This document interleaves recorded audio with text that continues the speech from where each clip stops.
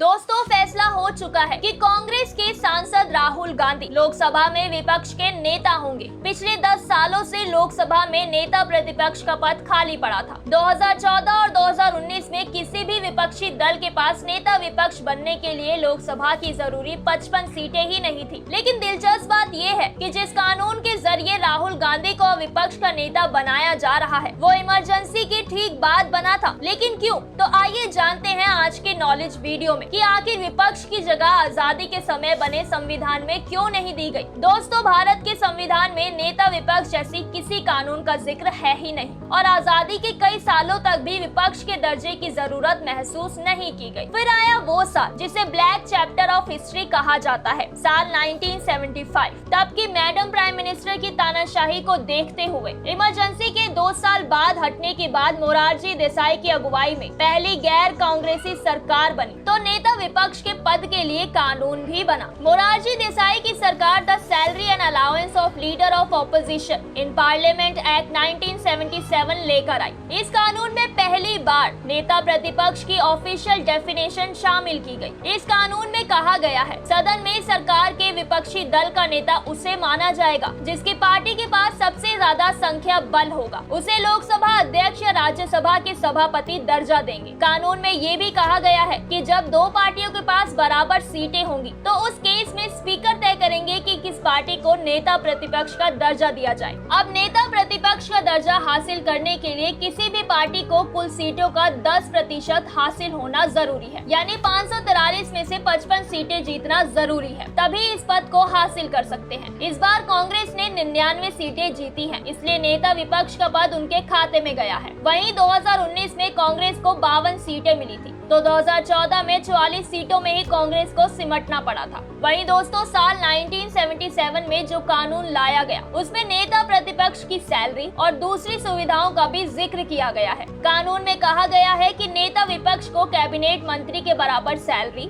Allowances और facilities मिलेंगी। कानून के मुताबिक राहुल गांधी को कैबिनेट मंत्री जैसा भारी भरकम बंगला मिलेगा, साथ ही सचिवालय में एक दफ्तर भी दिया जाएगा। इसके अलावा 3,30,000 महीने सैलरी और अलाउंस भी मिलेगा। फैसिलिटीज में राहुल गांधी को कैबिनेट मंत्री जितनी सिक्योरिटी मिलेगी। फ्री हवाई यात्राओं से लेकर ट्रेन ट्रैवल, सरकारी गाड़ी और दूसरी फैसिलिटीज भी दी जाएंगी। अब कौन सी power as a opposition leader के तौर पर राहुल गांधी के पास है, उसकी बात करें तो राहुल गांधी को सदन में सिर्फ विपक्ष के नुमाइंदे नहीं होंगे, बल्कि वो एक तरीके से शैडो प्राइम मिनिस्टर की तरह काम करेंगे। आइए बताते हैं कि राहुल गांधी के पास और कौन सी शक्तियाँ हैं। राहुल गांधी पीएम मोदी के साथ उस पैनल का हिस्सा होंगे जो ED, CBI, central vigilance, central information commissioner और NHRC चीफ को सेलेक्ट करती या चुनती है। Rahul Gandhi chief election commissioner को चुनने वाले पैनल का भी हिस्सा होंगे। साथ ही नेता विपक्ष के तौर पर राहुल गांधी सरकार के खर्चों को इन्वेस्टिगेट करने वाली लोक लेखा समिति के चेयरमैन होंगे और आखिर में सरकार के कामकाज की लगातार समीक्षा भी कर सकेंगे। तो ये है राहुल गांधी की एज अ ऑपोजिशन लीडर के तौर पर पावर और विपक्ष को लेकर बने कानून के बारे में।